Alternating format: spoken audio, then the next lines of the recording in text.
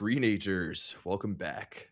It is yet another episode of the Canon, your favorite movie podcast. As always, the one and only movie podcast, providing you with a watch list of the most essential movies ever made.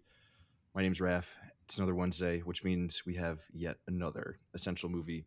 Very, very, very excited for this one. This is another first-time watch for me, and I think also a first-time watch for today's guest. But welcoming back to the show, our friend, our pal. We love him. We know him. We know him. We love him. Mr. Dave Wilson. How we doing? What's going on? Yeah, first time watch for me. I think it's now a tradition when anytime the Knicks win a championship, we pod together. Because the last episode we did was 2001. I guess it was in December, right? And it was the NBA Cup. I remember we stopped recording. We both got distracted in the middle of that podcast to watch the Knicks hang the banner. I'm pretty sure we talked about how it's like the first championship you have experienced as a sports fan. Yeah, it was. It has been topped. It has been topped. So this is both the first recording that we're doing post Knicks NBA Finals win, and will be the first episode that is released post Knicks NBA Finals win. So because of that, before we get into The Hidden Fortress, which is an amazing movie, and there's really no way to tie the Knicks and Kurosawa together, but we will somehow. But we're gonna have to stop and talk some Knicks ball, because we could have tried to compare Knicks to characters in this movie. Yeah, we could. But really, there's only one, other than the princess in Hidden Fortress. There's not a whole lot of other heroic characters. So I don't know. Yeah. Who do you want to get stuck with? The peasants? That's not great. I mean, the peasants could be like Tyler Kolek and. You see Tyler Kolek almost got arrested at the parade because they thought he was just like a white guy. Yeah, they thought he was just like a frat dude. Yeah. Who jumped the fence or something. Yeah. I'm trying to think of who would be the other most random Nick. Maybe Mo D. What is it? Diawara? Do they have him? Yeah, I think he might be one of the peasant characters. Or what's the dude who was on the Spurs and did nothing for the Knicks? Jeremy Sohan? Yeah. He was on the court at the end of the championship. Which is absolutely insane that he was on the court for that and did absolutely nothing. We're going to get really sportsy for the first 15-20 minutes of this show. So apologies to everyone who was just here for samurai film chatter. We will get to that. But the fact that he didn't do anything in the entire playoffs, was on the court for the final moment that the buzzer hit, and has been celebrating he was the top guy on the team, he's doing the J.R. Smith shirt off for a week straight thing, and doesn't deserve any of that audacity at all. Hey, it was the Sohan Revenge series. Yeah. He logged 3 minutes total the entire series. He did play a couple minutes in one of the games where Cat got in foul trouble. Yeah, it may have been the last game or game 4. It was either game 4 or 5. Yeah. I mean, the Knicks, what was so impressive about the Knicks, they were running out guys I've heard of most basketball players because I follow college basketball, but when Ariel Hook Porty appeared, that's a guy I've just literally never heard of him. And he played real minutes because Cat couldn't stay out of foul trouble for the second half of the series. He played legit minutes. I thought we were just going to talk about the vibe Jalen Brunson of the Knicks winning more generally, but no, we're getting Hook Porty talk. Yeah, we're getting Hook Porty talk because that's what people come to the Canon for. They're but no, actually, I do want to hear, because I've talked to a lot of people. Yeah, I have my wife's from Long Island, so we know a lot of people who are in the suburbs. But you are in Brooklyn. You're in New York City. You tried to get to the parade on Thursday, right? Yeah, Thursday it was. Yeah. I mean, just what's it been like in the city? What was it like? I assume you were going places to watch games with people. It's a cliche that the Knicks are unlike any other team in New York, but they really are, because they're the you got Mets and Yankees, you got Jets and Giants, Islanders, Rangers. technically you Yeah. have the Nets, but they were in New Jersey until like 10 years ago. So it's really Yeah. just the Knicks. What was it like in the city the last couple weeks? It's been absurd. And there's like, obviously, I'm far from the first person to say any of this, but like the vibes in New York City the last 2, 3 weeks have been absolutely unreal and unmatched. It's been impossible for me to like think about movies, let alone like watch movies or like write about movies or talk about movies. I've just been hyper focused in on the Knicks. So I was out and about in the city. I was downtown for game 5, which was great. It was electric watching it, you know, in crowded streets with all kinds of Knicks fans, like people who can name random players from like the 2004 squad and people who just started watching a week ago, and everyone was like equally excited about the win. Game 4, where they had the huge comeback, I was still kind of down from the game that they had lost. Yeah, they Yeah, lost game 3. yeah. So game 4, I was just like exhausted. I was kind of down, and I was like, I'm just gonna watch this game at home. And I'm kind of happy that I did, because I probably wasn't in any state emotionally or otherwise to be out in public around other people. But I did end up like going out after the game for like a celebratory drink with some folks. The parade was absolutely nuts. Um, for those who aren't aware, unlike other cities where you have like miles and miles of stretches where the team is going through like the whole city or whatever, in New York, there's this thing called the Canyon of Heroes, which is like maybe a mile long stretch where there is not a lot of sidewalk to see the actual parade going down. So in this like mile stretch of lower Manhattan, there were, I think, approximately 2 million people who showed up to Crazy. be around the parade, and only a couple dozen thousand of them were like actually able to see the parade floats. So I got there at 7:30 a.m. The parade started at 10. I got there at 7:30 and I was still a block away from where the parade was. Like Yeah. I couldn't see shit. It was kind of cool. From what I could see, though, it almost turned the whole city into like obviously it was just the parade, but Yeah. basically the entire city became it just was like another day, I guess, to celebrate like they did after they won Yeah. the one It was championship just after it they was won like the another celebration. Here's a way that we can tie the Knicks win into this movie and like Kurosawa more generally. So Saturday they win, city erupts. It's crazy. It's electric. Sunday, I decide to go for a little walk around the neighborhood. So I live in Brooklyn. I'm going for a stroll. I get some coffee. I'm walking around, and Spike Lee owns a bar in Brooklyn called Fancy Free, where he's like known to occasionally show up. There's like a video of him like rolling through Oh, the is that streets of where he Brooklyn, like, was like getting carried around? yeah, like in his little Spike Lee Pope mobile. Yeah. So I'm just like I decide to walk by that bar, and I'm walking by, and there are these kids doing like a little lemonade stand thing. I'm like, oh, that's cute. And then outside of the bar, which is also where his production studio is, 40 Acres and a Mule, that's like their main office. Gotcha. And there's this like short old dude standing outside, and I'm like, he's decked out in all Knicks gear, and I'm like, there's no way, there like it couldn't possibly. There's no way. Like he was in San Antonio for the game last night. Even if he did fly back, like I'm sure he's exhausted. Also, if Spike Lee is standing on the sidewalk the day after the Knicks win their first NBA Finals championship in over 50 years, there's no way he's not getting mobbed. Yeah. Yeah. And Yeah. I'm walking by, and I'm like, that must be him. And there were like other people around, and like no one was really making much of a commotion, so I wasn't totally sure, and I didn't want to like go up to some random guy. And I walked by, and then I looked back, and I was like, holy shit, that's him. That's actually him. And the whole moment, it was too big for me.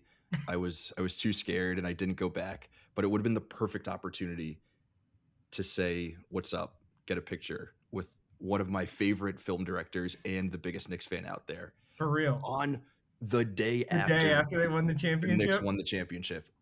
So that is like now probably my number one celeb spotting in New York, or just like I feel like we ever. did celeb spottings on an episode I was on here once. We did. I can't remember why. I think you had a I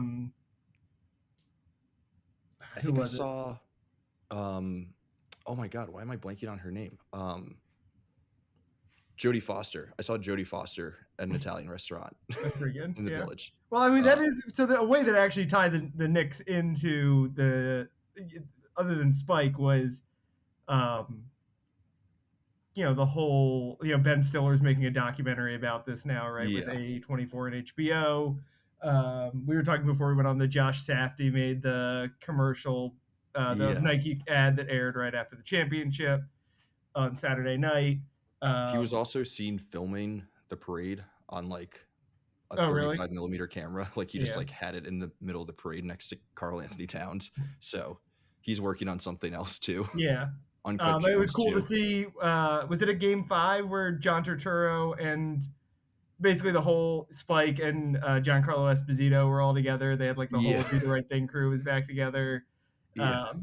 So, yeah, I mean, that was because my wife is from New York, so she was excited about the whole thing. She's not the biggest Knicks fan. Like, she's more Mets, Jets. But Mhm. it was, she was always like, it was I think a way it made the Knicks run like a culture, a broader cultural thing, because at every game there was Mhm. Chalamet. I've been looking at Steve Sherpa's Instagram. He's Yeah. There wasn't enough love for Steve Sherpa this well, he and run. Edie Falco were on They were on a a float float, I together, think, right? at the parade. Yeah. They're lifelong. I I just do saw a think good Steve Sherpa picture with Steve Sherpa, Edie Falco, Susie Essman from Curb, and Timothy Chalamet was that's a the great squad that's a together. great squad. I I mean, obviously Safdie and Chalamet have made a movie together. I think it would be interesting for Chalamet to make a film with either Ben Stiller or Spike Lee. Yeah, I feel like I was thinking Chalamet and Spike the whole time. they wouldn't get anything done because they would just be talking Knicks basketball in between shoots, Well, in I do. between takes. I guess Marty Supreme is a sports movie. But I mean, Chalamet is clearly a big sports fan. Like, we Mhm. know he's a Knicks fan. He had the legendary College Game Day Yeah. appearance from, I think it was before the Bob Dylan movie. Yeah. Uh, and we know, I mean, Spike makes a great sports movie, He got and game. especially basketball movies. Yeah. Um, I don't know. Could we get Chalamet could he play Tyler Kolek? Chalamet in a Spike Lee movie kind of fits. I feel like Well, they're both New York guys, right? And they have yeah, that New York sensibility. I think there's something there for sure. What it is exactly, I don't know, but yeah, it's been. I can't believe I walked by Spike Lee and I didn't say what's I up know to him. you can't. You had to. I'm a little disappointed that you didn't like I literally the rest of that day I say was kicking myself. congratulations. Yeah, I was literally kicking myself. I was like, wow, the highs have never been higher. Like the Knicks are NBA Yeah. champions. This is incredible. And then I saw Spike Lee, which like should be a high, but I didn't Yeah. say Have you hi to seen him him, around before? so it was a low. I have not seen him around, and I Yeah. walk by his bar all the time. Oh, yeah. I mean, it's in your neighborhood, so Yeah. I did end up going back later that day because there was like an impromptu like block yeah. party Party. that they had, which was super fun. But like he wasn't, I didn't see him there. Like he probably was there, but just Yeah. like tucked away. And I had the perfect opportunity. There was no one else around. It like would have just been me and him. I could have like had a full conversation with him about the Knicks and about cinema, like literally the perfect marriage of my two Yeah. worlds. Which yeah, but it's otherwise the vibes have been absolutely unreal. Yeah, I have to imagine, and the NBA finals are interesting. Baseball is like this too, as opposed to like a Super Bowl where you just have the one day. I Mhm. have to imagine, like, you're going to work, you work in person in the city too, so it's like I have to imagine there's some unproductive days in the office over the last 3 Some weeks. unbelievably unproductive days. Yeah, So many days where people are bringing in like Knicks colored bagels, and we're just in the conference room talking about our favorite OG Anunoby plays from the season, or like why Deuce McBride's jump shot is so beautiful and I'm a not big getting Deuce any work guy. done. Yeah, he's great. Landry Shamet is my guy. I love Landry Shamet. Let's Well, that get was. Did you see John Turturro? His whole thing is like yeah they're his like separated. It's illegitimate his like son. illegitimate child. Yeah, it's great. And there's no one more New York City looking than Landry Shamet because he's extremely racially Yeah, ambiguous. it looks like And every ethnicity at the same time. yeah, and if that's He's not New like York City, I don't know what Jewish, is. Middle Eastern, Black. Who Yeah, knows? a little Puerto Rican. Yeah. Yeah. Um, Yeah, I was a little, I'm not for clarity here. I'm not a Knicks fan. I'm a Knicks bandwagon guy because Raph and I went to Syracuse together. Pretty fun Knicks team in that era. We had Lynn Sanity while was going on while we yeah, were there. The Carmelo era. I mean, the best Knicks team of the century until this one, right? I think they made it the yeah, second round and lost to the Pacers. But so I was fully on the bandwagon. Um, and I was a little disappointed. We have a Bagel Boss. We're getting real New York core. That's really hell Long yeah. Island Bagel Boss in my neighborhood here in Miami.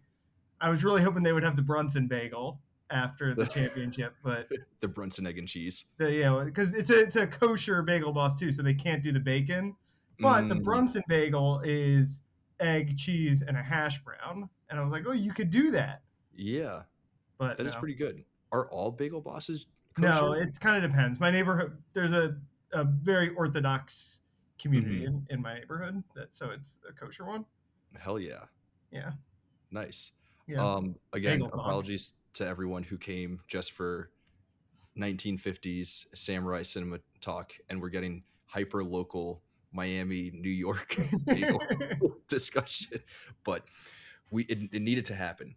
I I personally have not been in front of a microphone since the win, so all of I don't have a lot of thoughts, but everything is sort of pouring out of me now. We could just like turn this into a full sports podcast Yeah, where we we could have done.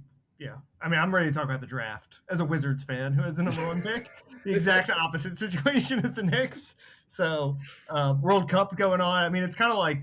I mean, I assume that's been fun in New York too. Like, it's just like kind yeah of one of those summers where, especially because the American team is good. Like, is good. Yeah. it's. I mean, we're in an all-time sports show. The Stanley Cup was good. Not that I was paying attention as much because I was more locked into the NBA finals. Yeah. So, and like you said, it's been hard to watch movies. But I was excited to watch this one because, as you mentioned at the top, neither of us had seen this before. Hmm. I knew a lot. Well, I guess I didn't know as much about it as I thought I knew.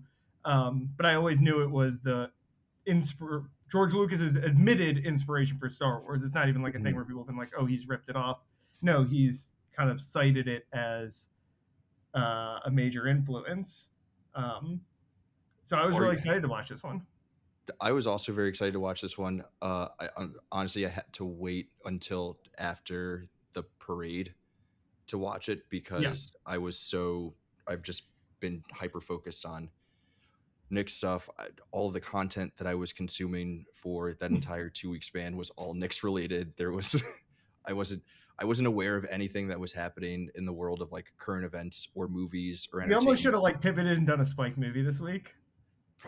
We should have. I mean, look, Spike Lee did last year make a remake of a Kurosawa movie, so Yeah. there's that tie-in.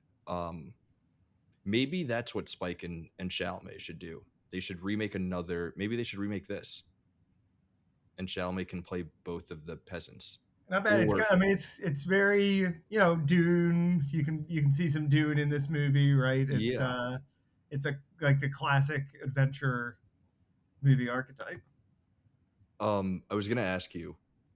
I think you are, but are you a big Kurosawa guy, or have you been a big Kurosawa guy? I haven't seen a ton, but I've loved everything I've seen. Obviously, Seven Samurai. You've got a Seven Samurai poster sitting behind you.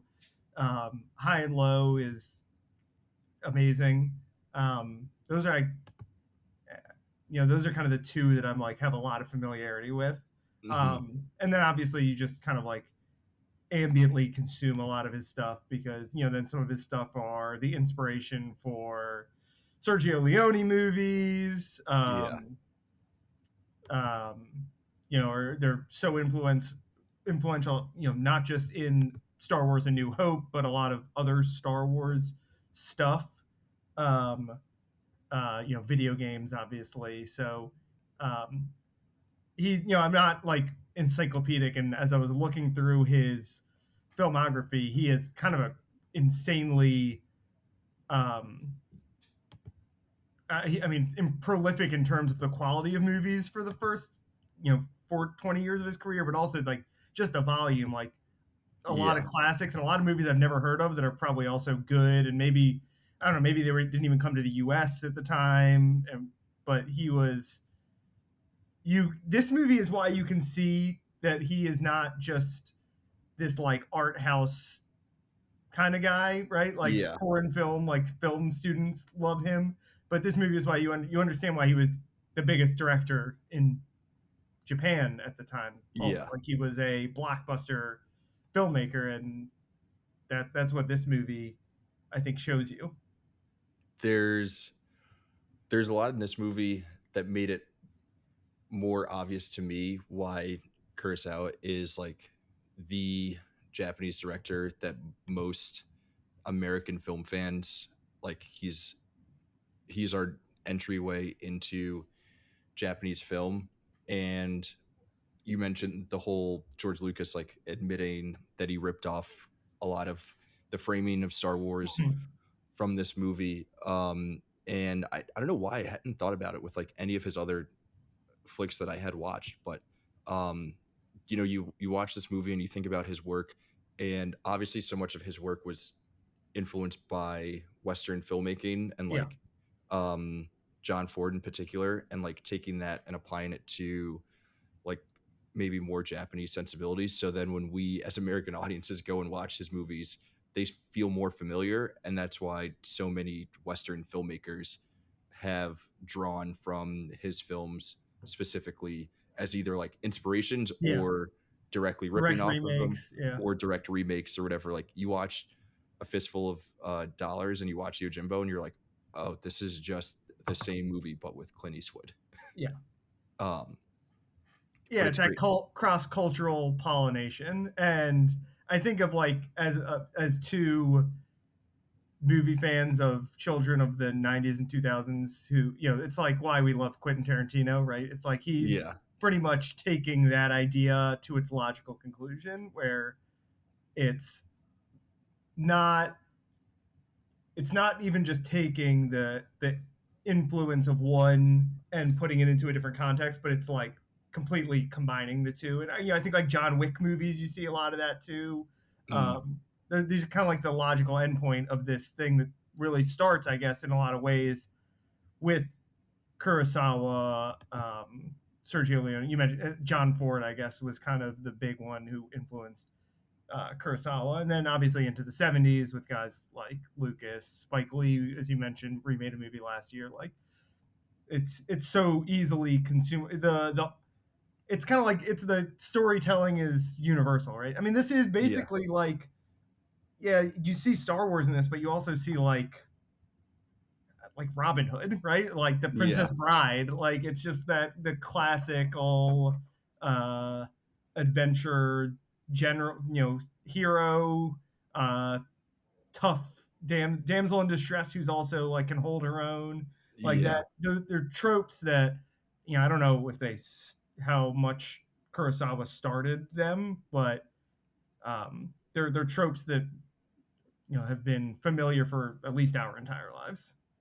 So, do you think with that, um, are you familiar with like other Japanese filmmakers, either from this time or maybe more recent times, or is Kurosawa kind of like your go-to, or has been your go-to when it comes to exposure to Japanese filmmaking? Yeah, I guess I've seen some more in recent times. Okay, Godzilla, right? Like I don't Hmm. know some of those Godzilla movies, which are around the same time period. Yeah, Um, and I guess like some of the anime, you've also got an Akira poster sitting behind you. Like I guess that's more my familiar, some of those like anime movies. Hmm. Um, but from the time period, it's mostly Kurosawa, I guess, and Godzilla, unless there's anything I'm not thinking of from the time. What about you? Do you have other like? There are a few others, but yeah, I asked the question because watching this and like reading up on this got me thinking about how it is that, um, as an American film fan, you're like, ooh, look at me.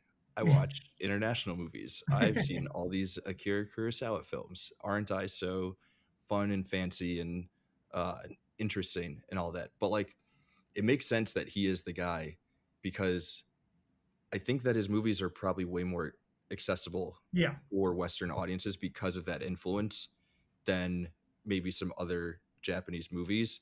Um, so I was like wondering if, obviously it's like great to know his movies. It's great to know The Hidden Fortress. It's great to know Seven Samurai. It's great to know Yojimbo and High and Low and Ikiru and like all these other movies. But like, are we limiting ourselves? yeah. No, like Have I been for limiting? example, like I watched last year around Christmas time, Kwai Don, Mm-hmm. the horror anthology.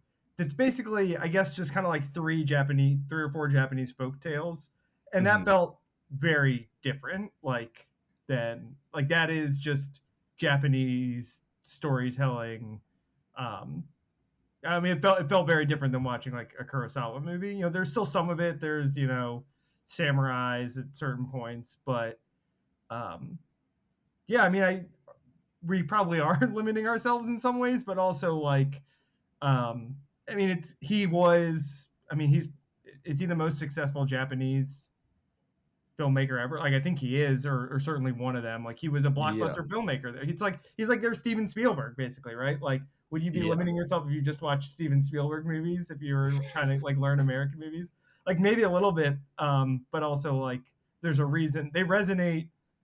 The fact that they resonate so much, I think, within their own country, Mm-hmm. um, I think again they resonate universally, but they do resonate his own country as well. Yeah. Yeah, that's the other thing I was wondering because I saw some reports that this maybe wasn't as critically acclaimed Yeah, in I don't think so. Japan Hmm. as some of his other movies. But I think part of that is because this movie, like you were saying, it kind of proves that he's not just, you know, an art house kind of director, right? Like this is very different from something like Rashomon or um, even Seven Samurai. Like, yes, Seven Samurai is a big epic, but it's also like this like insanely deep and profound and thoughtful emotional movie. Yeah, And this movie has elements of that, but it is a little bit broader. it's a blockbuster movie. Like, I mean, it's better than a Marvel movie, but like Yeah. in some ways, it's like watching a Marvel movie, right? Like, it's um, big, broad characters, Mm-hmm. um, big, broad performances, um, a pretty simple story, Mm-hmm.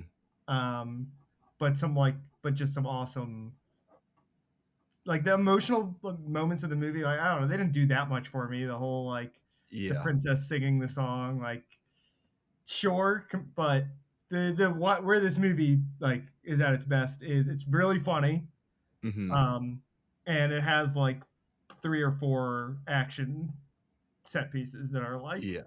I mean, I don't know, we could probably at some point just go through some of the best scenes of this movie because I think you see, I mean, when you talk about why George Lucas was so influenced by it, you can see a couple scenes in this movie that are like, Yeah. he basically was like, okay, this is my entire career is like, I'm going to just Okay. keep Let's redoing this one thing. let's put a pin in the Yeah. best scenes because I do want to ask about this movie being like pretty funny. Yeah. I was totally shook by that because everything else that I had seen from him up until this point, yes, there are like funny moments or moments where I have laughed, but they haven't felt like comedies. Mhm. Were you surprised by that?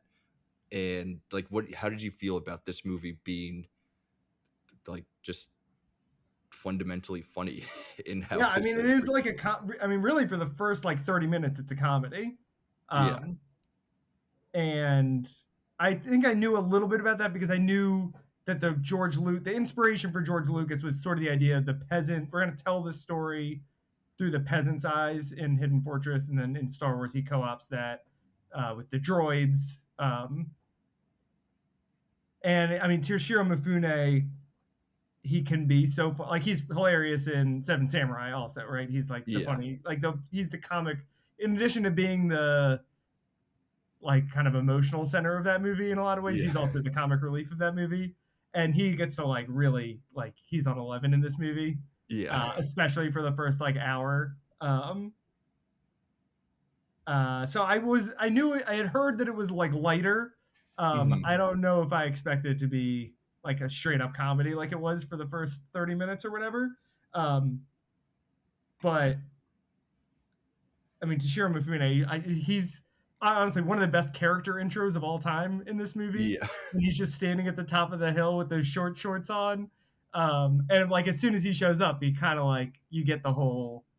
I think you can kind of totally understand where the movie's coming from. That's why, honestly, and I can't be a recommendation because I assume it's in the canon, but Hmm. watching this, it reminded me a lot of like Princess Bride, Yeah. where um, It Toshiro is. Mifune, he gets to be like heroic, Hmm. but he also, for a lot of it, is like cracking jokes and like making fun of guys or whatever, in the same way that like the Carrie Elwes character in Yeah. Which is, Princess Bride gets it's to. funny because you have someone like Mifune who's like one of the most talented actors ever The and last can thing I reach. watched him in was High and Low, and it's like honestly unbelievable. It's the same guy. I mean, it's kind of like, I guess it's kind of like Leo. Like, he would Yeah, be like the modern day comp where you watch some Leo performances and you're like, wow, how can anyone reach those emotional depths of a character? But also, then you watch him in Wolf of Wall Street and you're like, this is the yeah. funniest guy ever. Like one battle after another. Like Yeah. yeah. It's fine. I watched some of The Departed yesterday, and it's like he is like the most like sad boy character in the world in Yeah. that movie. And, but eventually, at some point in his career, he like flipped the switch and could figure out how to be a little bit funnier. And I guess Toshiro Mifune always had it a little bit Yeah. more. But it's, yeah, it's hilarious. I mean, I guess the character does still have some depth to him. Like, Yeah, he isn't just like totally broad in how it is that he's presented.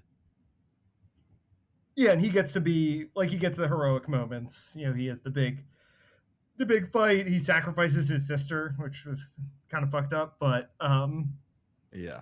yeah, I mean, he is a trope in a lot of ways of like the you know like the hero's hero, right? Like the archetype of a Yeah. hero, but he also um yeah, because they are hiding because because of the setup of the movie, it lets you get a little bit more of like he has like a real personality where he could have just been like the stoic guy, but you see yeah that he gets to be uh he gets to crack wise a lot and make Yeah. fun of the peasants and um he's a fully realized character in a movie that is full of characters who are like even the princess she's very like tropey Yeah. and that's like Mifune is that's I guess the difference when you have like literally one of like the three or four best actors in the world gets to play your hero is like it's impossible for him not to be Yeah. interesting. Even if the character is written kind of broad, he's Yeah, still going to bring a level of depth to the character that maybe isn't there on the page. I feel like we're going to come back to the characters at some point, yeah. obviously, but you mentioned some of the best scenes in this movie, especially like the more exciting, maybe action forward scenes. What were some of the ones that stood out to you? There's like one or two that I'm thinking of, but curious what's on your list. Yeah, I mean, I guess we should probably go kind of deep on the spear fight at some point because that is the like Go deep on it now. all right, they invented lightsaber fighting there, right? Like that is like that it was there were going into this movie knowing it was the inspiration for Star Wars, I was obviously thinking like, all right, what did he take? And Hmm. the first like 25-30 minutes of the movie, you could really see like it's the same as the first 30 minutes of Star Wars basically, right? With Hmm. the droids get separated, the peasants get separated, like how Yeah. they get roped into this whole thing. Um, and then, but then that the fight between I want to make sure I have the characters' names in front of me because I can't remember them all off the top of my head. Um, The one guy and the other guy. yeah, Makabe is the Mifune character, Mm-hmm. and Tadokoro, the general. Mm-hmm. I mean, that was the Obi-Wan. Like, it's staged the exact same way that like Lucas basically stages the Obi-Wan Vader fight. It's more, I think there's a little bit, they're more agile, which is, in Star Wars it's two old men fighting each Yeah. other. But that scene is, it invents a genre basically by itself, and the horse chase going into that is also awesome. But the one scene, my favorite, I think, of all the scenes, and it honestly reminded me of Star Wars too, because it felt you could see some Andor in this. I don't know if you watched Andor, I've but not. the prison break early in the movie, and Mm-hmm. they're like rushing down the steps. There's a big prison Yeah. break in season 1 of Andor that I was like, oh, okay, like people are still taking stuff from this. Yeah. Um, yeah, I mean, he can still put together like the. I loved everything at the Hidden Fortress. I thought that was my favorite stretch of the movie, but yeah, those like 3 or 4 action set pieces around it are like They're dynamite. not many people can do it like him. Yeah. The prison break scene on the steps, I feel like so many movies have pulled from that. Yeah, And just I feel like every time I watch one of Kurosawa's movies where there's like a big action set piece like that, I just marvel at all of the extras and the coordination of all of that. I don't have you seen Ron? no, I've never seen Ron. Ron is great, and I think I'm just making up the stat, but there are more extras in that movie than I've ever seen in any movie. Like there are just way too many Yeah, extras, and the way I that think they Ron coordinate. isn't Ron where Spielberg said he took some stuff for I think the opening of Saving Private Ryan.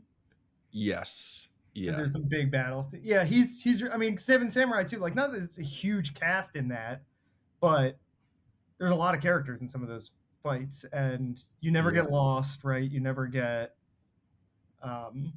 lost. You never kind of feel like it's just like a bunch of people running into each other, and it feels like everyone is doing something, right? It's not yeah. like extras aren't standing around just to be Just to be there. Yeah, fill they've all. space. Yeah, There's one of my favorite movies, The Warriors. That like opening scene where when's that in the canon? the dude gets shot. I think that has to be in the canon. It If it's has to not, be. then I will petition for it. But yeah, That the would have been a good New York movie for a post Knicks championship. oof, that is that's like a top tier New York City movie Yeah. for me.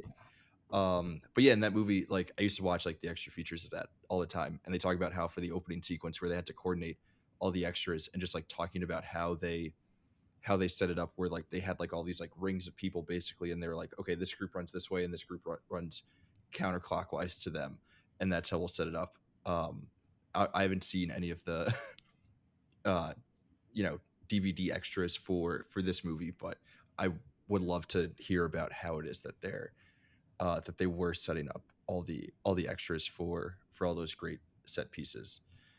Back to the spear battle. Mhm. Um, just one quick question: what did you think of like them using it being like a lancing or spear battle as opposed to a A classic sword sword fight. fight? Yeah, it was interesting. I never quite seen anything like it.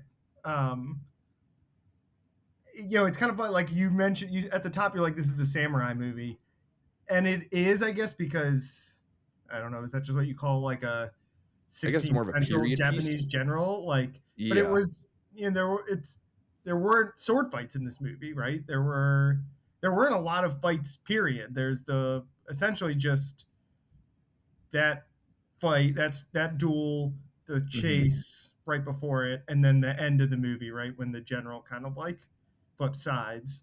Um, but yeah, I mean, I think it made it feel different than a lot of other.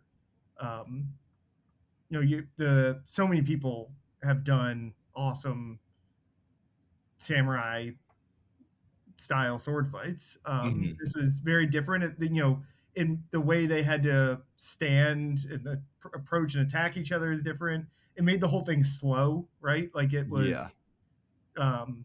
They had to take those are big heavy lances. There's they run and they're cutting down all the the flags and stuff around. Like it set the whole thing up. It made it feel very different than a lot of other, different than anything in Seven Samurai, different than a lot, Yeah. than some of the stuff we've seen in more recent history that's kind of riffing on samurai movies, which is, I think, a lot, probably for us, a lot of where our familiarity with samurai movies comes from, is how we've absorbed them in through other, they've been uh, subsumed into other things we have seen, other pieces of art, other pieces of media. And it made, yeah, I mean, you can see why George Lucas was so struck by it, because it felt Mhm. very different than Yeah. most fights you see. And it's kind of I, funny then, because then you look at the lightsaber fights in the prequel and they don't feel really no, it anything like feels more like those. anime. Yeah. Yeah.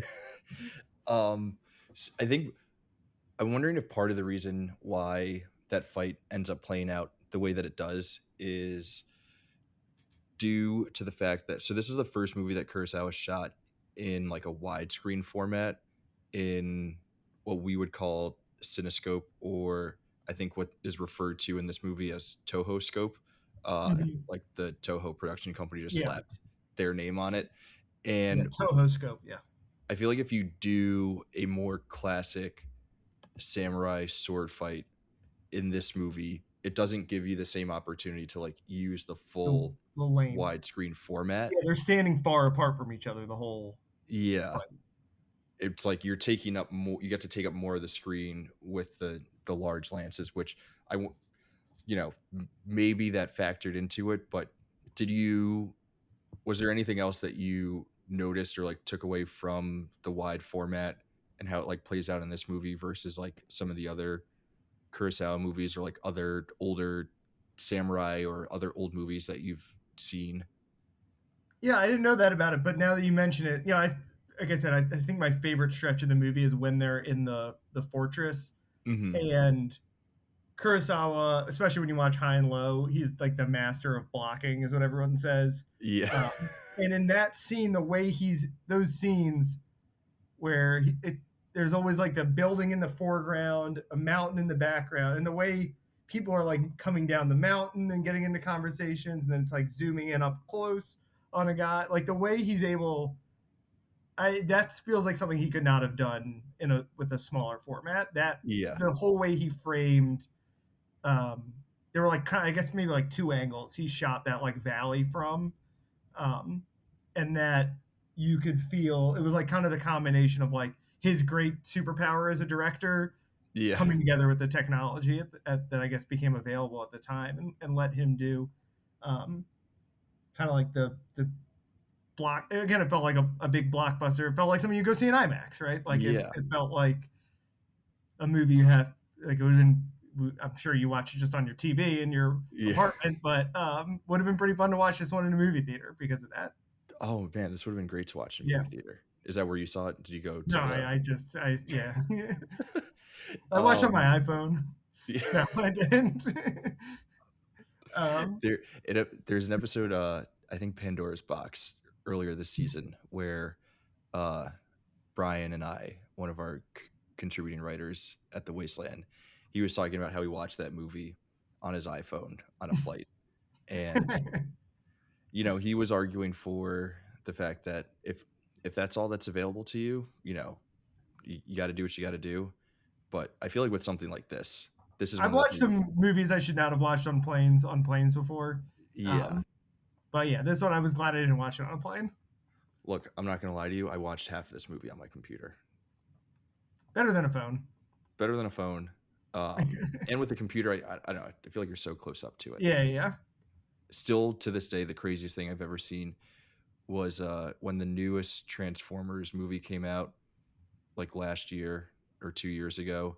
I saw a guy on the 4 train watching an illegal rip of it on his cell phone on his commute to work, Sick.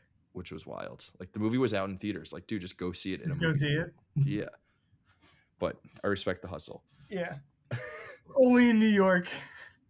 Only in New York. I'm the only city where you can get a sandwich.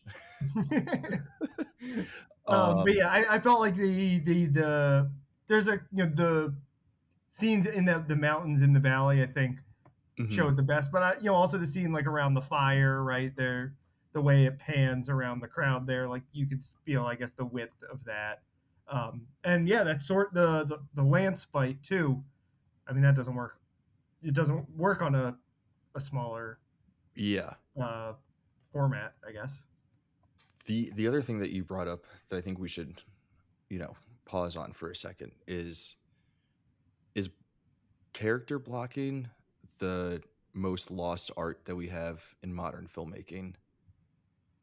Like you watch a movie from Kurosawa and you're like, everything about this blocking is like so electric. Like, why do I feel feelings from just like understanding where two characters are placed within a particular frame? And why Yeah, can I not feel that anywhere else? yeah. I mean, that's like, again, I watched High and Low for the first time pretty recently, and the not to make this a High and Low podcast because I'm sure there'll be one of those one day. But the way like the first hour of that movie is just people talking in an apartment Yeah. and like, but walking around each other. He's so good at that. Like having a guy will start talking in one place, and by the end of the frame, he's standing behind. A lot of stuff with the peasants and um, the general, like early in the movie when he first finds them Hmm. in the mountains. There's a lot of that. It makes it um, like kinetic, right? Every scene is like again, I don't remember the precise scene, but there's one where two guys are talking. It's in the fort when they're in the valley in the fortress. Hmm. Two, I think it's the two peasants are talking, and Toshiro Mifune comes down for them. He starts talking from up there, and so like they're because it the way the set is built, they are having a conversation where he's in the background and they're in the foreground, and just by the way the characters move and the slight movement of his camera, the Hmm. scene ends like a close up on a character's face, and it's without zooming or Yeah. cutting. It's just by placing people in a particular place in the scene, he's able to completely change the, like you said, the emotion of the scene, the Yeah. focus of the scene. Yeah, I mean, he does it a couple times every movie where you're like, oh, that's I've never really seen anyone do it like that. Like Yeah. even the great some great American directors I can't really think of. There's probably I can't think of Spielberg maybe comes Spielberg. I'm thinking closest. like Jaws. Like I always think Yeah. of the scars when they're comparing the scars in Jaws. That's they're not really moving, but they're sticking their legs up on the table. Like Yeah. he's probably the one I think he's the closest that we have. guy who probably gets kind of because like Martin Scorsese, he's got his own tricks, but a lot of them are he's short scenes, right? Like Yeah. that's the thing, I guess, is you have to have long or not scenes, long Like longer takes. Yeah. takes, yeah. Um, but if you're just cutting, to close up, like it's not the same. It can be effective in a lot of ways, but How much time do you think they spent rehearsing in order to yeah, make and that's sure? Because like these are like big heavy cameras, and buying and you actual film, you film. got to get it right. Like it's not, Yeah. yeah, Is there's no we're gonna fix it in post, right? Like, and you don't want to. You have to be economical with the amount of film that you're actually yeah, burning to to shoot on, uh, and to like make sure that everyone is in the right place and the camera's going to be in the right place at the right time. Like, I just can't imagine the number of times that they like had to rehearse each take in order to get that right. Um, it's absolutely remarkable. yeah, Speaking of framing and framing people within scenes, what do you think about this movie's framing device of like telling the story through the perspective of the two peasant fellows, as opposed to because like a standard adventure movie or standard hero's tale would probably tell it through the perspective of the princess and the Mifune general character. yeah, But what do you think about how it is that this movie is set up in terms of its framing device? yeah. I mean, it definitely makes it like more lighthearted, right? Hmm. And um, those guys are the comic engine of the movie. Oh, I really liked when they were doing basically charades, because they thought the princess was Was yeah. just mute and I guess deaf. Yeah. also. Uh, it it yeah, it gives, I mean, it gives it the whole tone of the movie comes from the fact that you tell it through them, even by, because for the last 30 minutes or so, most of it is kind of shifted away from their perspective. Hmm. Um but it's still like, because I guess the message, the theme of the movie is about, like, you know these guys are just in it for the gold, right? Like, Hmm. it's uh and that idea of, like, greed and, like, everyone just trying to get theirs or try to get by, whatever. The fact that it's told from their perspective, um, it's like the ultimate struggle between these two clans. Like, do you care at all? Like, Yeah. not really. Um, and it, but I guess you're not really supposed to. It's supposed to be more about how you feel about the people in the society who are, like, just kind of at Yeah. the whims of these powerful clans. Um, so I mean, the movie only works at telling the story it wants to tell, I think, because it's told from their perspective. And then, yeah, it gives it a tone unlike a lot of Kurosawa's other movies, at least the ones that we're familiar with. Yeah. It probably would have been a more serious movie. Is there, to your point, is there like a major theme or message of I this mean, that we I can take guess away from it? not really. Like I said, it's a blockbuster. Yeah. I mean, they try to, again. I think the closest you get is the peasants being, essentially, they're, like, just at the whims of whoever is in power at that time. Hmm. They're taken into slavery. At first they're Yeah. trying to go uh, join the winning side, right? But they get Yeah. mistaken for the losing side. So, like, they're just, like, completely powerless and just trying to get by whatever way they can. They Yeah. try to get to it, I guess, at the end with where they throw it in the fire, right? The princess says she'd, like, enjoyed the journey or whatever. But again, I feel like these are all just, The real gold was the friends we made the along the real way. gold was the friends we made along the way, right? Yeah, but Um, they're just trying to get by like a Talib but it's Kweli song. Yeah. Yeah, but it's all, I mean, it's pretty surface level. Not that that's a bad thing, but it just is. It's Yeah. more of a spectacle kind of movie. A good time at the movies. It's a hangout movie for a lot of it, right? It's Yeah, you're just hanging out with these two peasants. Yeah, I think there, I mean, I'm sure that there are plenty of readings that one can take away from like the framing and like how it is that the story plays out and like what it is with these two characters.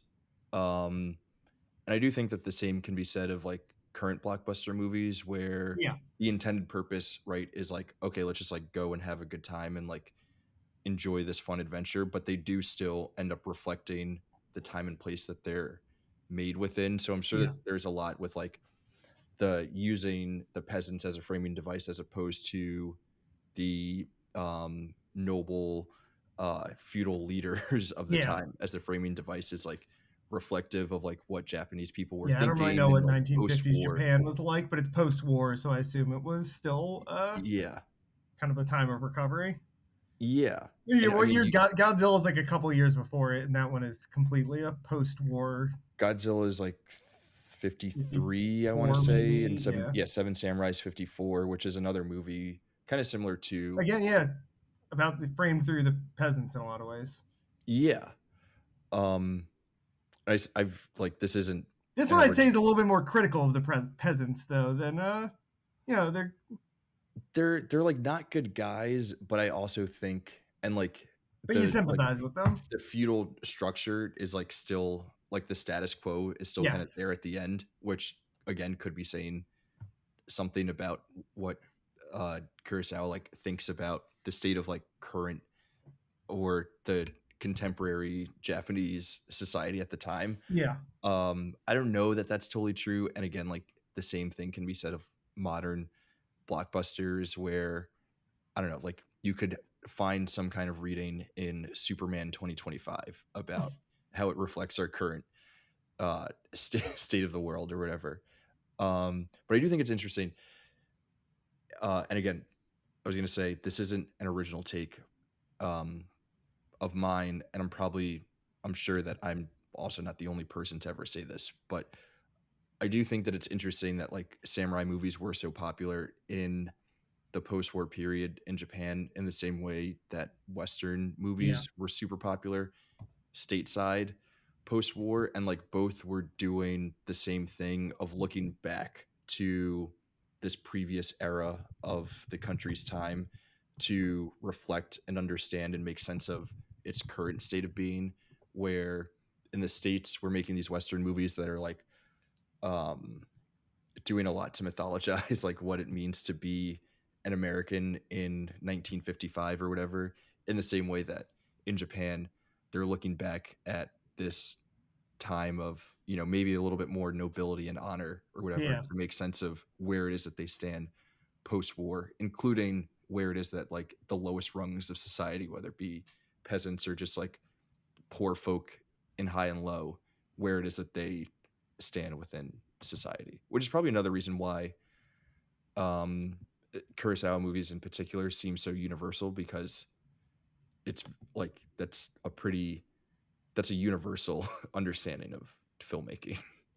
Yeah. I mean, again, like it goes back to like the idea that like yes, there's cross-cultural pollination between westerns and samurai movies, but they're ultimately all drawing from the same handful of themes, Hmm. handful of, even, more original storytelling. Shakespeare. Ron is what King Lear, right? Like Yeah.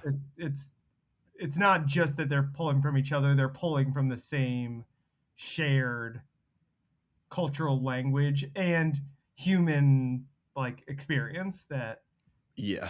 I mean, it's a good point, like that they're both kind of post-war, and it is in some ways the first time that we are kind of like it's the first time that the two world wars are really the two first times in history when the whole country is kind of going through the same, or not the whole country, the whole world is kind of going through the same things at the same time, right? Like before World War One, there weren't every, there could be a war going on, and you think of how many wars were happening in like Europe in like the Napoleonic era. Like I don't know anything about that, like because we just weren't involved as Americans. Like unless you like are really into Napoleon movies, like why do I care? Or like the Spanish Civil War, which I guess is right after. No, it's right before World War Two. But again, it's just like conflicts that we weren't involved in, and so like we had our own experiences, and but pretty much starting with World War Two, we're all living the same. Globalization has come for all of us basically. Okay, so we had a little tech issue. You were wrapping up a very intense Long and meandering point about, yeah, I mean it's the we yes, there were just the two countries influencing each other back and forth, but for the first Mhm. time I think in that post-war era, it's when everyone's kind of going through the same thing, so it makes sense that a lot of the themes were, Yeah, I guess, similar. everyone's thinking about similar things, or using cinema in similar ways. I think in a lot of respects, in terms of like looking back in order to make sense of the present, Yes. especially in the States and in Japan. There were different things that were going on in post-war cinema in like Italy and uh, Germany. Well, I guess there wasn't a whole lot going on in post-war Germany in terms of film. Russia. Um, Russia, the Eastern Bloc more generally. Um, but yeah, Sorry, all that Soviet stuff was Union. going on. For I did want to do this like this tech issue rejoin, because I was kind of covering my face like this and I realized I was doing Oh, Jalen Brunson. the Jalen Brunson, and I wanted to talk about how you're going on about globalization, and I was thinking about how recently in New York it feels like there is a very micro form of globalization in our shared experience of celebrating the Knicks that has been universal to all New Yorkers, but it is also very removed from everything happening in the outside world, Yeah. including movies. Like the Tribeca Film Festival was going on while the Knicks were Was it in really? the finals run, and I like as someone who is in the world of movies, I didn't even hear a little bit about what was going Yeah. on there. I will say I did see Devil Wears Prada 2 in the middle of the finals, which does Nice. feature a Carol Anthony Towns cameo.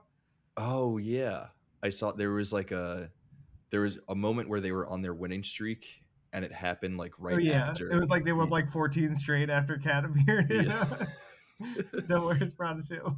Yeah, we need a Devil Wears Prada 3 next Yeah. year if the Knicks are to run it back. Okay, so back to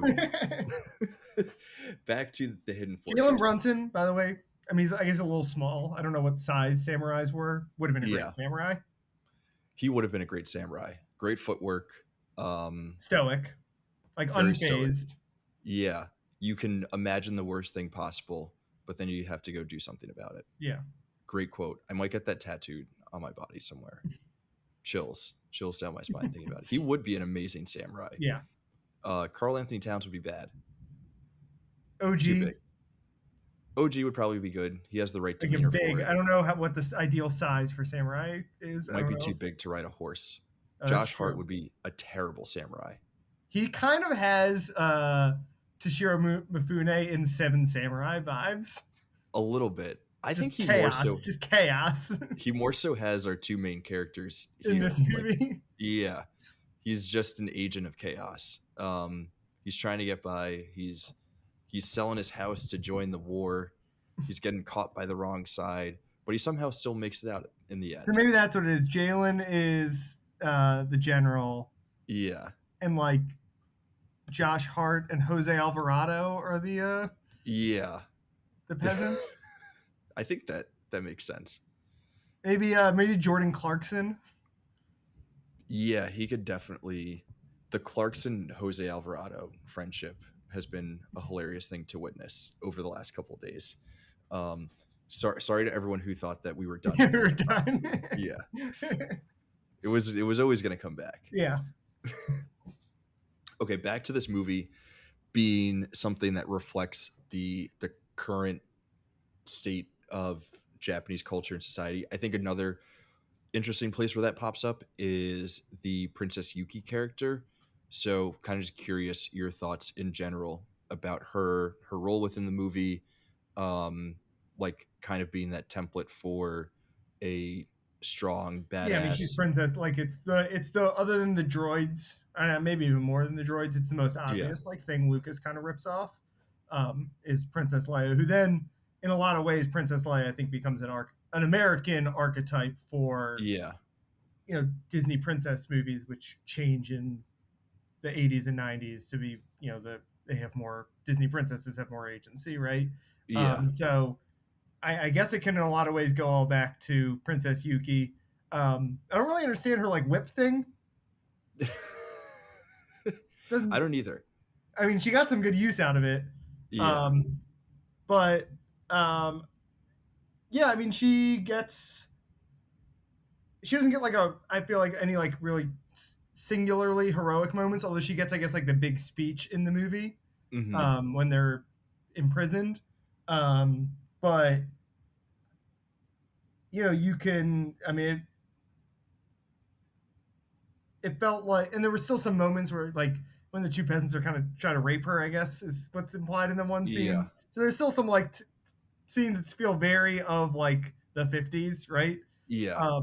But she also, she gets to be, it is interesting. She gets to like, there's like no love interest for her, right? Like that would be the most, like, even Princess Leia kind of eventually gets one with Han and, kind of leans that way with Luke a little bit in the first movie. It is interesting. They just kind of like,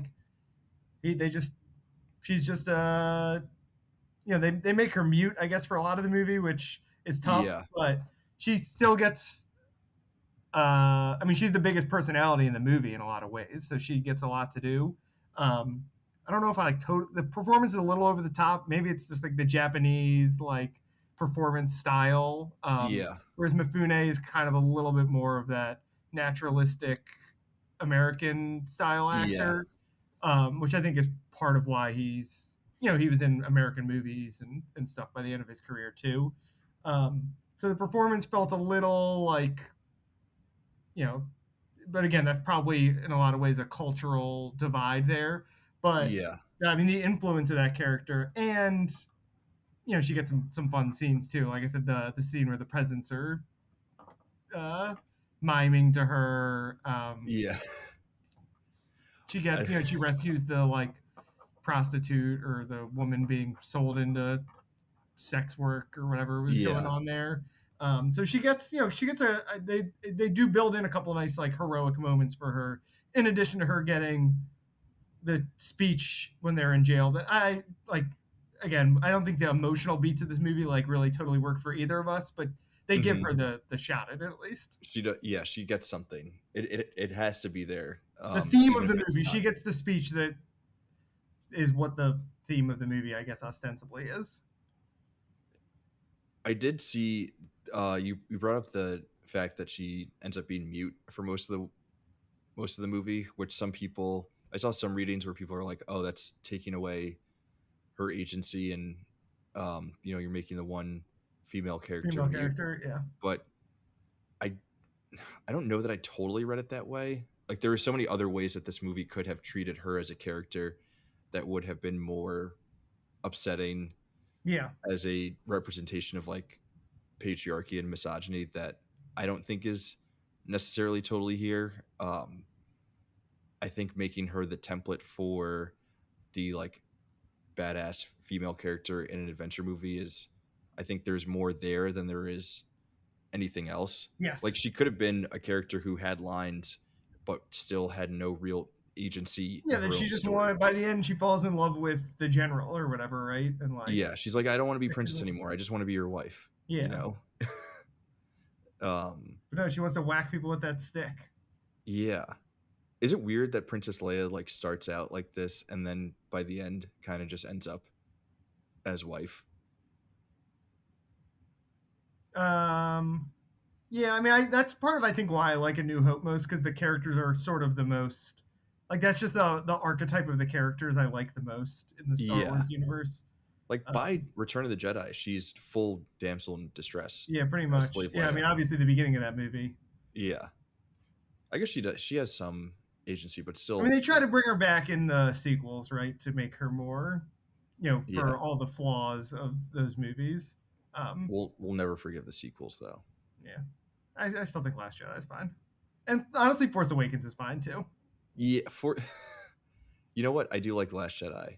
Force Awakens is completely inoffensive. Last Jedi is interesting, but I understand why some people hate it. Although I don't I disagree with a lot of the criticisms a lot of people have of that movie. Yeah. And then obviously the Rise of Skywalker is like the worst movie I've ever seen. It's a disaster. It actually might be the worst movie I've ever seen. I don't think I've ever like actually groaned out loud in a movie theater in the ways that I did while watching The Last Jedi. That was a brutal watch. The Last Jedi or Rise of Skywalker? Rise of Skywalker. Or the last one, yeah. The last one, yeah. What I said, Return of the Jedi. Return of the Jedi is fine. Yeah, I'm not a big fan. Should we also go through while we're here? Should we go through Star Wars rankings? The at least so we have our thoughts on the original trilogy and the sequel trilogy.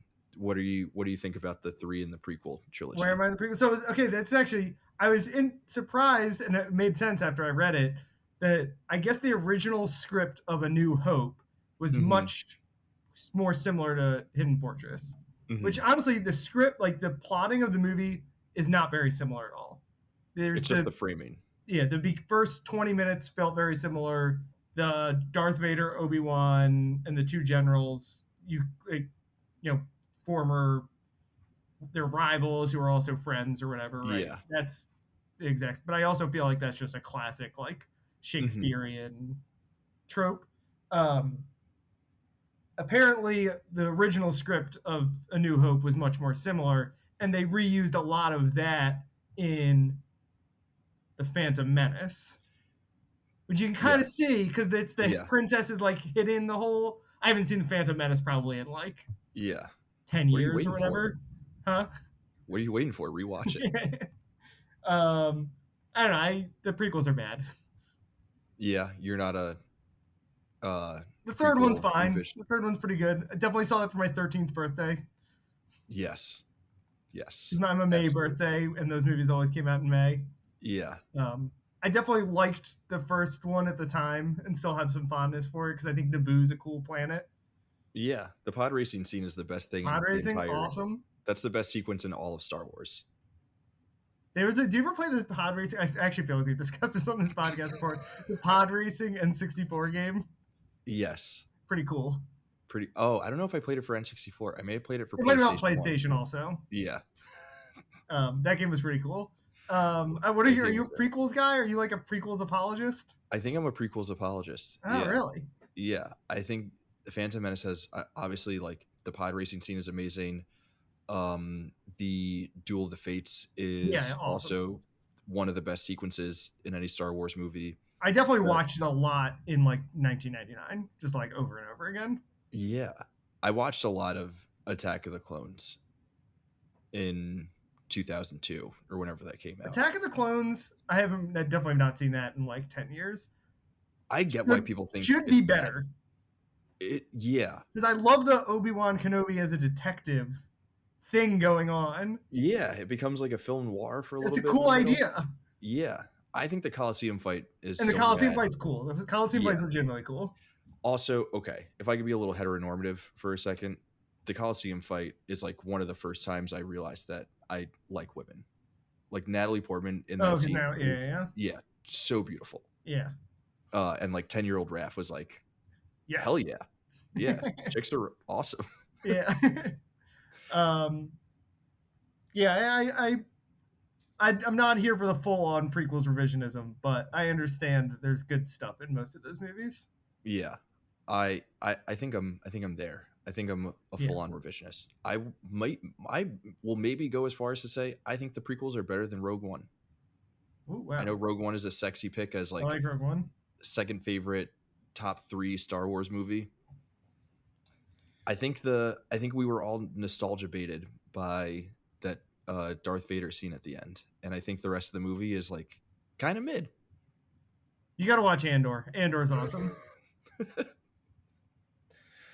Okay, how do we get back Mandalorian and Grogu? You seen that yet? No, I've not. I don't think I'm going to see Mandalorian and Grogu. I don't think that's necessarily a movie that was made for me. I will gladly rewatch Revenge of the Sith over going to see The Mandalorian and Grogu, or I'll rewatch The Hidden Fortress. I actually don't think I have much else on this besides one random point. This is a terrible note that I took, but a character says, I really didn't take a lot of notes on this. I felt like it was just a really fun time watching a movie. It was just good vibes. It was a good hang. But at one point someone said jump the gun. And I was curious if that was like actually ever a saying that people said in feudal Japan. That's a good question. Like obviously they did have jump guns. The gun, the idea of jump the gun, it's like a starting gun, right? Yeah. Were they like were they sprinting in 16th century Japan? I would assume that that's a phrase that made its way to Japan in like the early 20th century. Once like we had this like globalized when the Olympics didn't come back until like 1900 or something, basically. Yeah. So there's no way that in this era of feudal Japan that they were familiar with the phrase jump the gun. So that was an immediate half-star ding. Well, so this goes back to what I was saying about there's just like some of those cultural differences where like sometimes like the dialogue will be weird or some of the performances will be a little weird and you're like, is that when you watch especially foreign films that take place in the past, I'm always like, is that how all movies were at this time? Like every 50s movie had been performed this way, would the dialogue have been this way? Or are they trying to talk like people from the 16th century or whenever this is supposed to take place? Because I think in this movie, one thing I like about it is that it wasn't for a movie about a princess and a general and a big war going on. It wasn't like the characters were kind of just talked like people from the 20th century, basically. Like you said, jump the gun. Like, I agree with you. I don't think they were saying that in feudal Japan. It's like when people make period pieces now. Well, we were talking about And Marty Supreme before we started recording, yeah, and that is they don't talk at all like 1940s like Jews in that movie, New York Jews in that movie. They you talk don't think like so? no, I think they talk like Like people 2000, today. Yeah, basically. 2025 New York Yeah, Jews. yeah.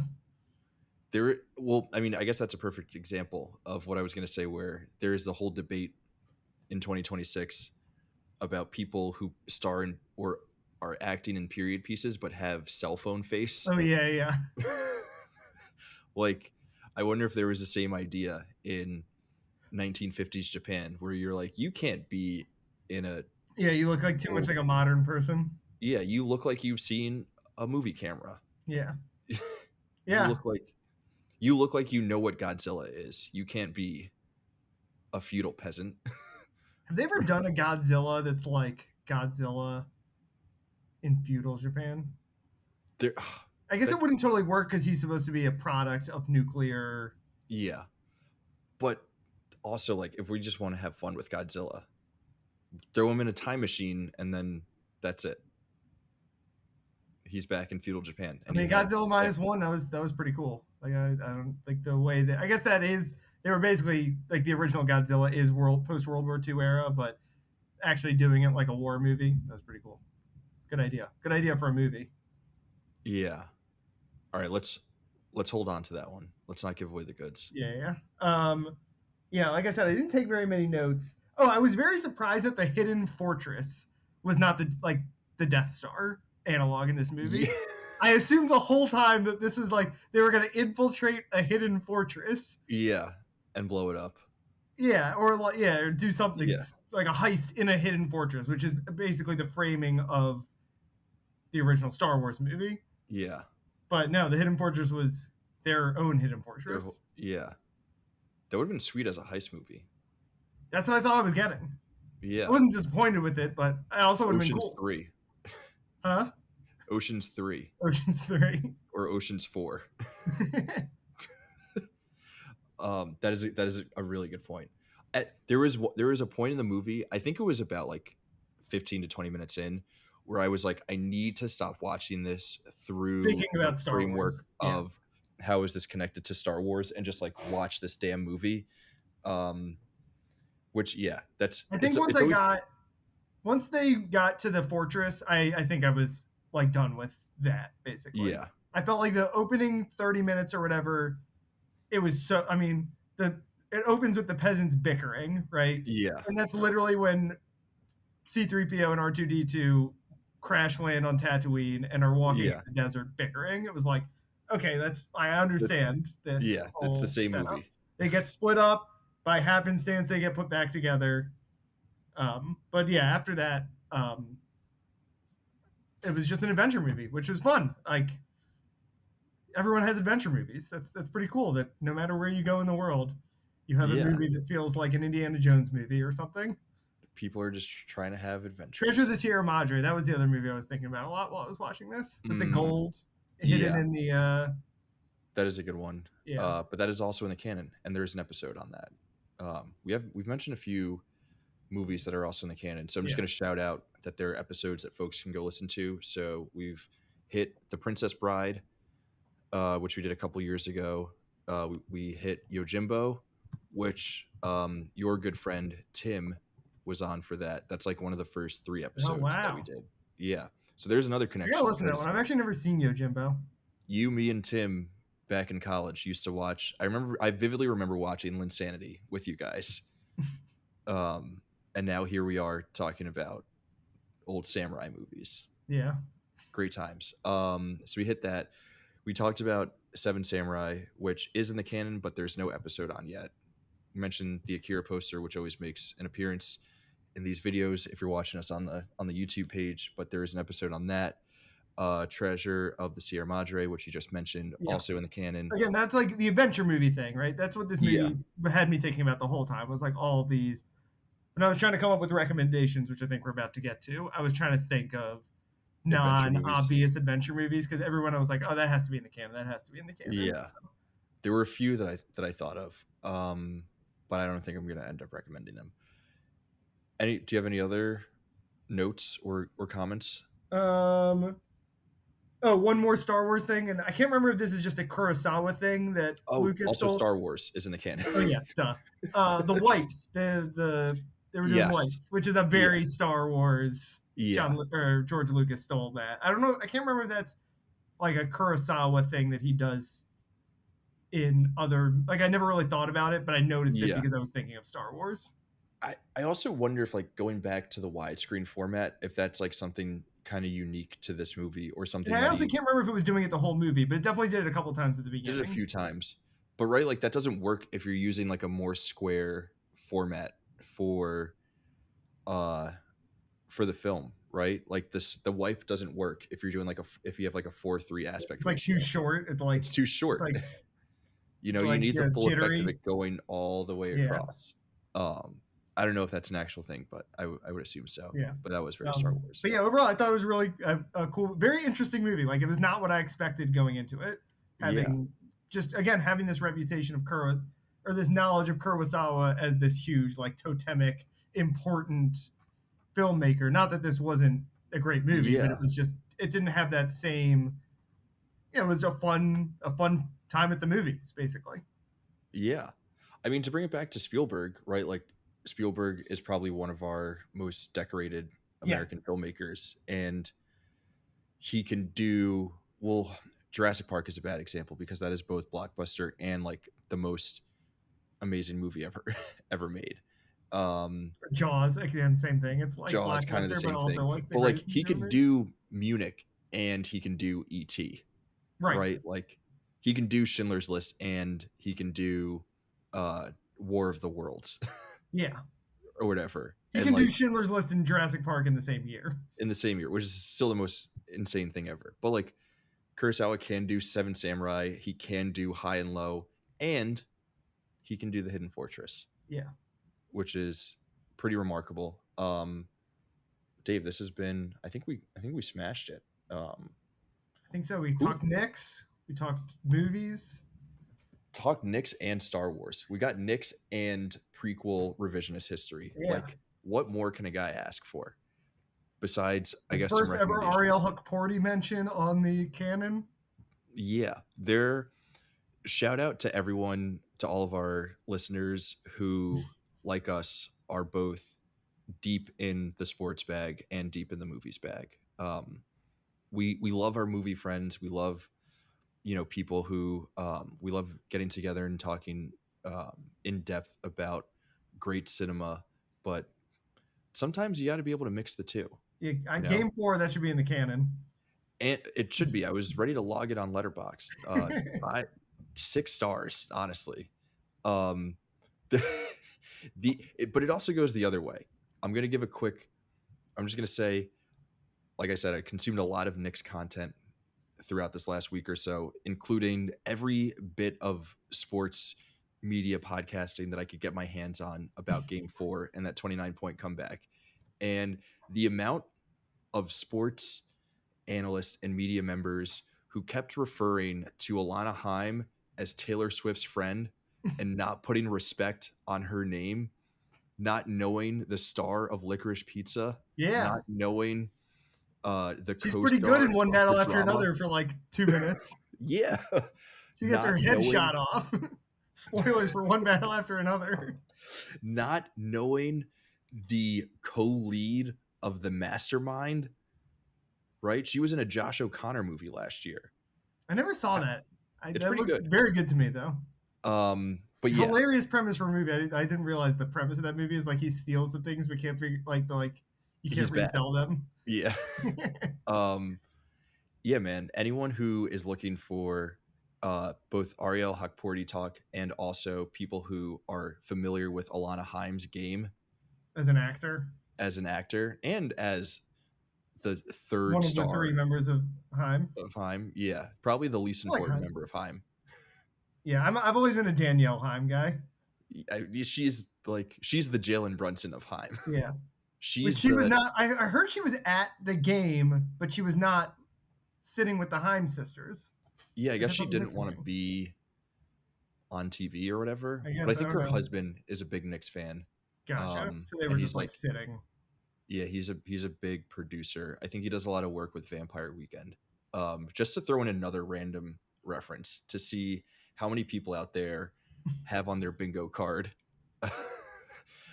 Jordan Clarkson, uh, Rogue One, uh, Mifune, and Vampire Weekend. And if you were hoping to hit all 5 of those in one episode of the canon, this is the episode for you. Honestly, all the Haim sisters are pretty funny in Licorice Pizza. Yeah, they're great, as are their parents. The parents are great. Yeah. Yeah. Okay. Should we get to recommendations? I feel like we've mentioned enough. Yeah, let's do it. We've mentioned enough Haim sisters. Esty, that's the last one. I can't leave her out. Okay. Am I starting or are you starting? You're gonna start. Give us your first one. Okay. I wonder if you had this on your list too. We kind of talked about it at the top. I'm gonna start with a Kurosawa remix, as Spike calls it, highest to lowest, Nice. which came out last year. Kind of felt like it came and went because I think it was very briefly because it was an Apple movie, right? So it was very briefly in theaters. Didn't end up with like an Oscars push or anything. But I thought a very cool movie. Especially it's a Spike calls it a remix. It's pretty much a remake of High and Low, obviously adapted for it takes place in present day. I kind of think the first like half, like the stuff in the apartment, which is I think maybe the best stuff in High and Low, is not great in that movie, but the second half of Highest to Lowest is pretty awesome. We've talked about it before. The train heist, amazing, and Denzel Washington chasing ASAP, right? It was ASAP, right? Yeah, ASAP Rocky. Yeah. Yeah, a very cool movie. Who, if anyone likes High and Low, I think probably a lot of people were disappointed because it's not High and Low, but it's still a very cool movie. It's Denzel Washington, Spike Lee. There's some basketball. Rick Fox, I think, right? Isn't that like their coach? So it all ties together. Spike. I had to get Knicks, Spike Lee, Kurosawa. That's perfect. Yeah, it was the number one thing that I had on my recommendation list. Yeah, I figured you had it too. For all the reasons. Yeah. My favorite thing about that movie is that a lot of it centers around Denzel Washington not liking or not thinking that the A$AP Rocky song in it is any good. Yeah. And I think that song is a banger. Yeah, it's pretty good. Yeah. What was it? What's the like pack up the trunk back to or something. It's pretty good. It's a fun song. Okay. I wonder, do you think Spike thinks that song is bad? I think so. Do you think A$AP thinks that song is bad? I feel like A$AP put it together as a joke. I think Spike Lee was like, A$AP, make a bad song. And A$AP was like, okay, here you go. And it just like because he's A$AP Rocky, even his bad songs are like pretty good. Yeah. All right, now I'm trying to figure out where to pivot for my first one. Okay, I'm gonna go with an album. So this movie, we talked about how this movie is Kurosawa influenced by Western and American filmmakers making something that is distinctly Japanese that then in turn influences a bunch of Western art, Star Wars in particular. So I'm going to recommend an album that I think kind of follows the same path. There's this genre of music called city pop, and anyone who is even like remotely a weeb is familiar with this genre of music, which is basically like a Japanese take on American pop music that then in turn has influenced a lot of more modern American pop music. Like The Weeknd like pulls from city pop a lot. So if you're like someone who is at all familiar with city pop, this is like the number one intro album to listen to. But I'm going to recommend Timely by Henri, which is an absolute heater of an album. Even if you're not into city pop, highly recommend checking it out. Just a lot of bops, good summertime vibes. I think one of the songs is called Remember Summer Days. So just good vibes all around. I'll have to give it a listen. I'm like vaguely familiar with city pop. Like every once in a while, a city pop song will pop up on like Twitter, Instagram, and I'll be Yeah, like, "This is pretty it's pretty fun. pretty good." Yeah, I'm a big Takanaka guy. I guess he's kind of like vaguely city pop adjacent. The yeah, guitarist. yeah. Oh, So that's a that's guitarist with like the red suit. yeah, who hit with the surfboard guitar. Yeah, His yeah. music sounds more like Mario Kart music. Um, but I think he's vaguely, it's like Vaguely city adjacent pop. because he's Yeah, basically doing a Japanese take on like American, like I yeah. guess like surf rock. We talked about Steely Dan before we started recording. A little bit of Steely jazz guitar kind of thing, So, but I like that recommendation. Maybe I'll listen to it after we finish here. You should. It's fun, like especially It's like like driving around so Miami. hot here in Miami right now, Yeah, but like I feel like that's the kind of music that that's is what you perfect need. for this time of year. Okay, my number 2. I had to get a Star Wars something on here, so I'm gonna go with a thing that probably a lot of people haven't seen. Is 2 episodes. They're like 2 parts of 1 episode, kind of Hmm. the show Star Wars Visions, which is on Disney Plus. It's an animated anthology series they do.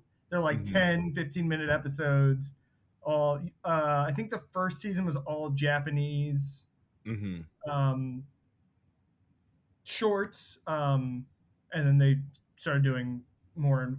There's one that's one episode that's is it Aardman, the people who make Wallace and Gromit. They do an Hmm. episode, a pod racing episode actually.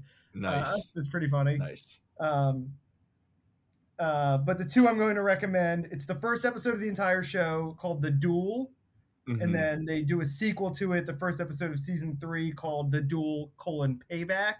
And Nice. this is basically a samurai like a short samurai movie but Yeah. it's a Jedi or a Sith. He has a red lightsaber, so it's unclear. Who goes into a town, has a showdown with the guy. Um, it is like one of the things I was so excited about when they decided to make Rogue One and they were like, we're gonna make all these different Star Wars movies. Is I Yeah. love the idea of doing different genre Star Wars, like Rogue One's a Yeah. heist movie kind of, right, or Yeah. like Get the Gang Together movie.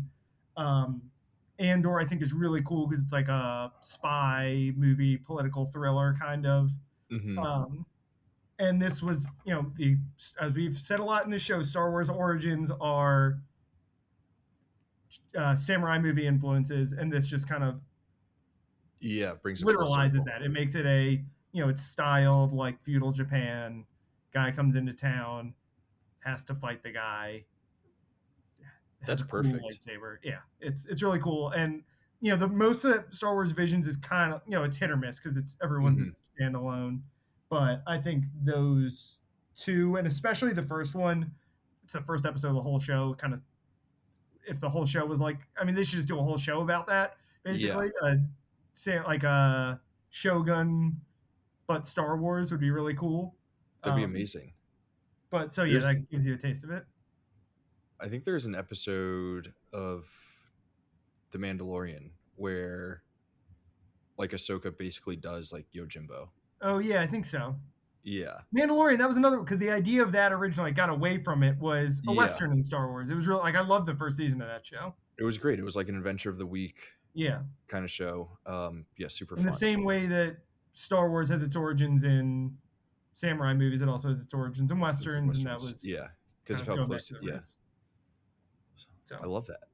yeah, it's cool. I'd recommend it. It's short. I mean, that episode can't Yeah. be more than 10, 15 minutes. So Okay, I remember being really excited for that show when like Disney Plus was like first a thing, and then it yeah, kind of just like came and went. And I think I recently canceled my Disney Plus subscription, so I'm gonna have to re-up it to watch that and rewatch all the prequel movies. But for my second recommendation, I am going to recommend a documentary that has probably been forgotten over the last couple of years, but they talk a lot in this movie about how they go to the fire festival, and it's one of the times where the I meant to princess say this. where the princess is able to be amongst the people, It's and literally called the Fire Festival. it's called the fire festival. At I least the doubt American the subtitle translation is Fire Festival.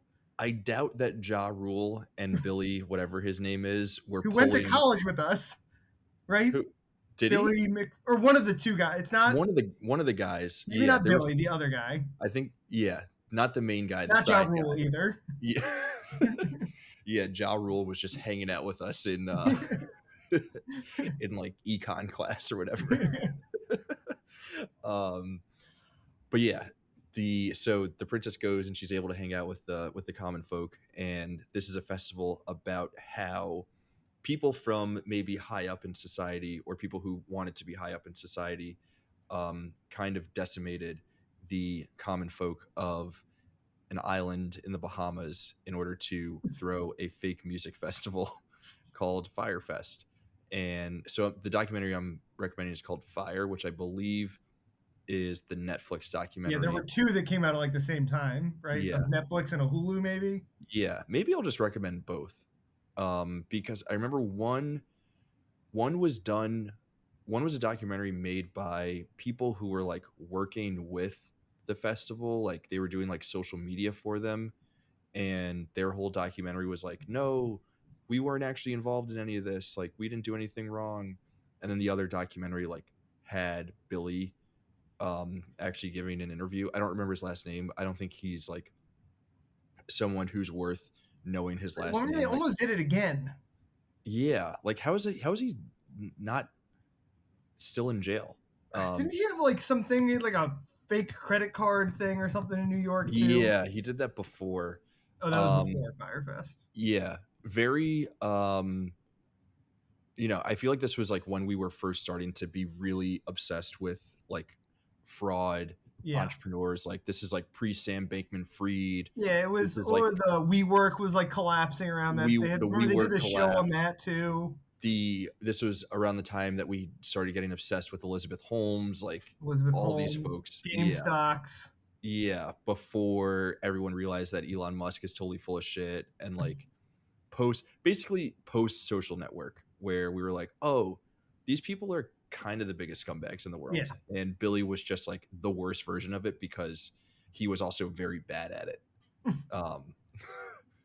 But yeah, that's my second recommendation, and it's only connected to the movie because they say the words Fire Festival. I thought the exact same thing when they said Fire Festival in it. Do you think Billy's excited about the Knicks? I hope not. He's the one person who's not allowed to be on the bandwagon. Like literally everyone else in the world, I am like happy to allow them onto the Knicks bandwagon, including Ja Rule. I was actually thinking about that when I was going through this recommendation, because Ja Rule has really like, this was like a huge deal in 2018. It was a big scandal. Yeah, this was like a massive scandal, and we have seemingly all forgotten about it. And obviously now with the Knicks, with this run, everyone's listening to their New York music.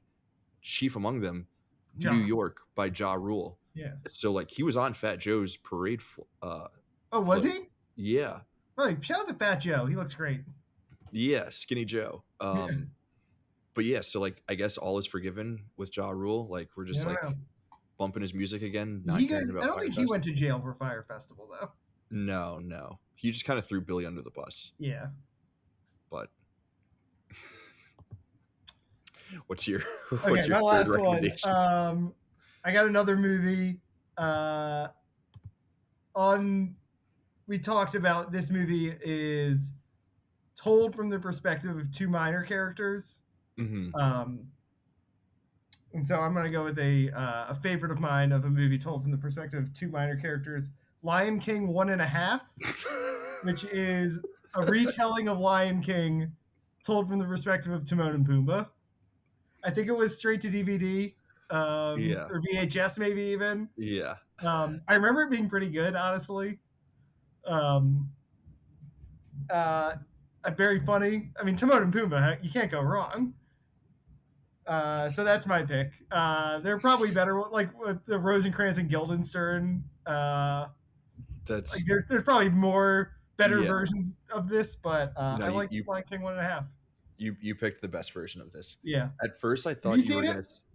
I don't know if I've ever actually seen it. It's pretty good. I was a big Lion King. I was a big Lion King guy growing up. I thought you were gonna go with like Jay and Silent Bob, but it didn't feel like that was like totally your vibe. Like I feel No, like you're I'm not a not. Jay I've and never Silent Bob been guy. that into the Kevin Smith Universe. universe. But yeah, Lion King 1.5 is an amazing. That's an incredible shout. I'm That's sure it's on Disney Plus. it has to be. Maybe I'll If watch that tonight too. another reason for me to Yeah, get to back re on up. Disney Plus. Yeah. You'll watch 2 episodes of Star Wars Visions, Lion King 1.5, and then cancel. And then the pod racing scene. And then cancel. Okay. So you stole my big I know. I kind of figured. I felt bad about it because I actually had a pretty good extra one. I almost should have just left it but for you. it's okay. I think I like my extra one. So Okay. stay with me. So Kurosawa, we're talking about the convergence of East and West sensibilities in terms of storytelling, and one of Kurosawa's more recognized films is a take on Macbeth in Throne of Blood. Great movie. If you haven't seen it, highly recommend. Great telling of the story of Macbeth. There's another version of Macbeth that also stars the star of Highest to Lowest that was also released by Apple a couple years ago. It was an Apple movie too, yeah. Yeah. So I'm gonna go with I think it's just, is it Joel? Or is it Ethan? I think it can was never Joel. remember which Cohen's which one. It's not the one who has done the like Margaret Qualley movies. Yeah, the other Cohen Joel. brother. I think it's Joel. I'm pretty sure it's Joel, but I'm gonna recommend The Tragedy of Macbeth, which is obviously just like taking of Macbeth and retelling. I think it it's as like a line for line reading of Macbeth, basically. Yeah, it would have been awesome. cool if it was like a remake of Throne of Blood. Throne of Blood as Macbeth, but it's not. But it's all connected. Art imitates art, imitates life, imitates art, and all that stuff. Joel. Knicks in 5. Yeah, that's a really cool movie. Yeah. The way Denzel as Macbeth, Frances McDormand, right, is Lady Macbeth. Mm-hmm. Yeah, she's incredible in that. Yeah, they both are. I'm not a big Shakespeare guy, but I did love that movie. Yeah, that movie's cool. It's the whole like whatever it's almost like it's like set on the moon, like even though it's like not, but it like feels like you're like on the moon. On it's the shot in black and white, very like stark set dressing, I guess. Yeah, really cool movie. Great cinematography. Yeah, awesome movie. Wow, what a insane range of recommendations to match what has maybe been the single most chaotic episode. Yeah, I think so. I hope folks have enjoyed going on this wild ride with us. Everywhere from Landry Shamet to C-3PO and everything in between. What a time. Timon and Pumbaa also, very, very C-3PO and R2-D2. Those two. Very what? Very C-3PO and R2-D2, Timon and Pumbaa. Oh, absolutely. Which again, all comes back to everything comes back to the Hidden Fortress. Yeah, in many ways, Billy and Ja Rule are also C-3PO and R2-D2 figures. Exactly. Dave, thank you again for joining. We didn't even get to talk about it because we were just talking Knicks on the front end, but like you have joined during a very crazy, busy time in your life. So thanks for hopping on. Always a pleasure. Where can folks find you on Letterboxd and such if they want to read more of your movie takes? I'm on pretty much every social media at DBWilson2. Yeah, I post on Letterboxd a little bit. I tweet about basketball and now Team USA soccer a little bit. So, yeah, I'm not as on there as much as I used to be, but I'm pretty active on Letterboxd, so you can follow me there. Nice, a good follow. I do like when your reviews pop up. I like every time I see one of your reviews, I'm like, Dave should post more on Letterboxd. Yeah. Well, I don't watch that. I try to watch at least one movie a week. That's what I go for. Yeah. It's been tough with all the sports madness and all the, stuff that you have going on in your personal life, but we'll try to get more movies. All good stuff though. All good stuff. we should thank you for clarifying. All amazing things, all very happy, exciting things. But we hope to see you back here soon for another essential We'll movie. record, I guess, NBA Cup next year when the Knicks win again. Yeah, yeah. Maybe we'll record Christmas Day, or we can record the day that the Knicks are hanging the banner Oh, for that might be. either Yeah, we could do that. With that, like October or something. either NBA Cup or NBA Finals. Do they hang Maybe an both NBA in one Cup night. banner? I think we had this conversation when they won. Do you I hang think an so. NBA Cup banner? Because Yeah. I think Dolan said he wasn't going to. I think, if I remember correctly. Maybe you put it as a little like Now I sub think I note would. on the NBA Finals championship banner. Yeah, Yeah, I don't who know. knows? The world is our oyster. But yeah, we'll have Victor you back on Wembanyama, terrible very soon. samurai He would be an awful samurai. He all that training with the monks with the for what? Shaolin monks, and then he got taken down by Wu Tang. The real Shaolin monks. Yeah. Yeah. um, amazing. Screenagers, we will be back next week with another essential movie. There's a ton of other stuff going on. In the meantime, we are currently releasing all of the contributing writers have put together their top 100 movies of all time. So those have been coming Oh out wow. over the last couple of weeks. There's some good lists there. Definitely want to check those out. Is yours out yet? Mine is out. Oh, Mine was check it out out. last week. So check that out. Some good reviews. There's a lot of fun movies that are coming out. Yeah, great summer at the movies.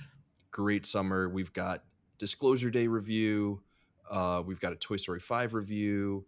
Obsession, Backrooms. We're hitting all of it. We will be hitting the rest of the blockbusters coming out the rest of the summer, as well as we'll be covering some film festivals, both big and small. So be on the lookout for reviews there. Jacob is back with Pole Position up and running. That's heating up. Dahlgren's doing his Kung Fu Cinema reviews, which have been great. We've still got Saw exclusive interviews going on. There's just a ton of great stuff. It's a great time to be a screenager. It's a great time to be a Knicks fan. It's a great time to be a film fan. We will be back here next week with another essential movie in whatever feed it is that you're catching us on. So we will see you there. And as always, in the meantime, we will see all of you lovely folks in the wasteland.